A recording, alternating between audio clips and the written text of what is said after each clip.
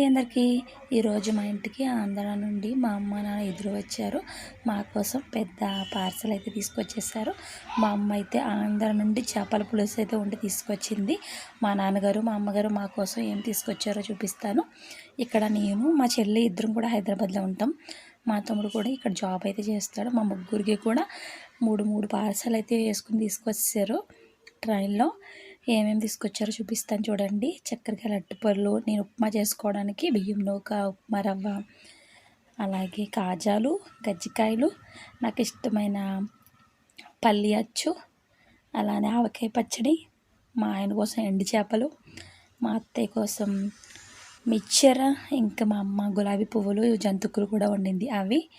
వాటితో పాటు కొబ్బరికాయలు, ఇంకా మా పక్కింటి ఆవిడని అడిగి గోరింటాకు కూడా తీసుకుని వచ్చింది. మీ మమ్మీ కూడా మీ ఇంటికి వస్తే ఇన్ని రకాలు తీసుకొస్తుంది? కామెంట్ చేయండి.